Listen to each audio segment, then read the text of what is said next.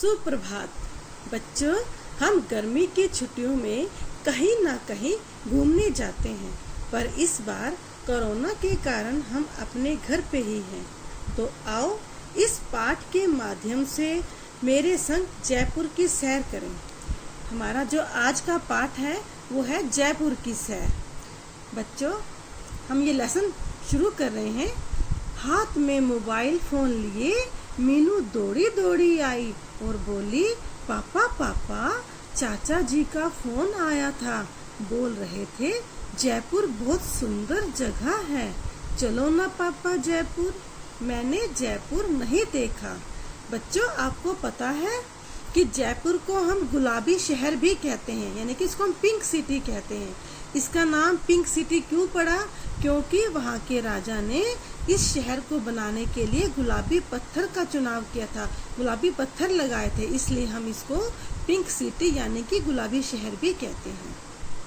चलो आओ मेरे संग गुलाबी शहर के गुलाबी सफर में।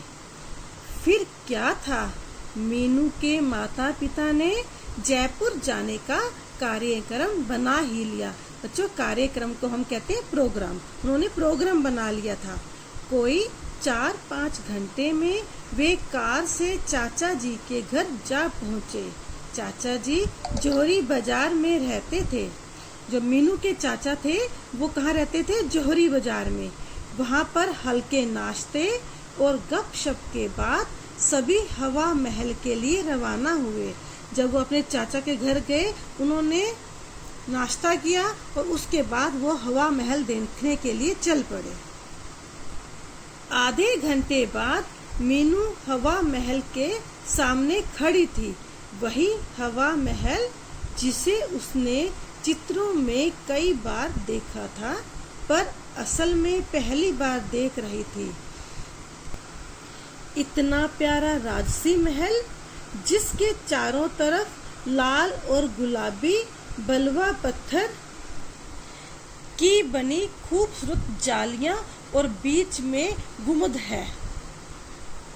बच्चों, जो बलुआ पत्थर है वो एक अलग तरह का पत्थर होता है जो रेत से मिलकर बना हुआ है। जो वहाँ का हवा महल था वो बहुत ही प्यारा था। तो मीनू कहाँ पहुँच गई थी देखने के लिए? वो हवा महल देखने पहुँच गई थी। बच्चों, ये देखो, ये है हवा महल। हवा महल की अनोखी और सुंदर कलाकारी देखकर तो मीनू चकित रह गई। भीतर जाकर कई छोटी छोटी जालीदार खिड़कियां देखी जिन्हें झरोखे कहते हैं। इन झरोखों से हमेशा ठंडी हवा महल के भीतर आती जाती है, जिसके कारण इसे हवा महल कहते हैं। चाचा जी ने मीनू को बताया कि इन झरोखों की कुल संख्या 953 है। इन झरोखों में रंगीन शीशे लगे हैं। जब सूरज की रोशनी इन शीशों से होकर हवा महल के कमरों में आती है तो पूरा कमरा इंद्रधनुषी चमक से भर जाता है।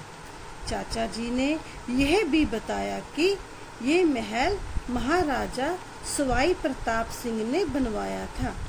आज पूरी दुनिया से पर्यटक इसे देखने आते हैं। बच्चों, हवा महल जो है जो इसलिए प्रसिद्ध है क्योंकि उसमें कई खिड़कियां लगी हुई हैं, झरोखे लगे हुए हैं, जिसकी वजह से ठंडी ठंडी हवा जो है हवा महल के अंदर आती है। तो मीनू के चाचा ने उसे ये भी बताया कि इन झरोखों की संख्या कितनी है? 953 है और इसमें कितने ही रंगीन शीशे लगे हैं। जब सूरज की रोशनी इन शीशों पर पड़ती है तो पूरा जो उनका कमरा है वो इंद्रधनुषी चमक से भर जाता है। और इस महल को किसने बनवाया था? महाराजा सवाई प्रताप सिंह ने बनवाया था। और इस महल को देखने के लिए दूर दूर से पर्यटक यानी कि देश विदेश से लोग इसे देखने आते हैं। पास ही में बाजार भी था जहाँ छोटे छोटे हवा महल और तरह तरह के खिलौने बिक रहे थे। चाचा जी ने मीनू को एक छोटा सा हवा महल खरीद कर दिया। अगले दिन सिटी पैलेस, जंतर मंतर और आमेर का कार्यक्रम बनाया। आमेर और शीला माता मंदिर देखने के बाद उन्होंने रामगढ़ मार्ग के चौराहे के पास रानियों की याद में बनी कई छतरियां भी देखी। उसके बाद मीनू कहाँ घूमने गई थी? बाजार घूमने गई थी, जहाँ पर अनेक खिलौने बिक रहे थे, छोटे छोटे हवा महल बिक रहे थे। तो उसके चाचा ने उसको एक हवा महल खरीद कर दिया। अगले दिन मीनू कहाँ गई? सिटी पैलेस, जंतर मंतर और आमेर घूमने गई थी, और आमेर के साथ उन्होंने शीतला माता का मंदिर भी देखा था। चाचा जी ने मीनू को जयपुर के बारे में लिखी एक सुंदर पुस्तक उपहार में दी।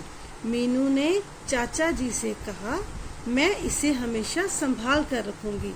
तो मीनू के चाचा ने उसे जयपुर के बारे में, पूरी उसके बारे में बताने के लिए एक सुंदर सी पुस्तक भी भेंट की थी, उसको उपहार दिया। तो उपहार था भेंट करना। तो मीनू ने चाचा से कहा कि मैं इसको संभाल कर रखूंगी। बच्चों, आप भी ऐतिहासिक जगह पर घूमने जाना और वहाँ की इमारतों को, वहाँ की चीजों को देखना और उसके बारे में जानकारी प्राप्त करना। धन्यवाद।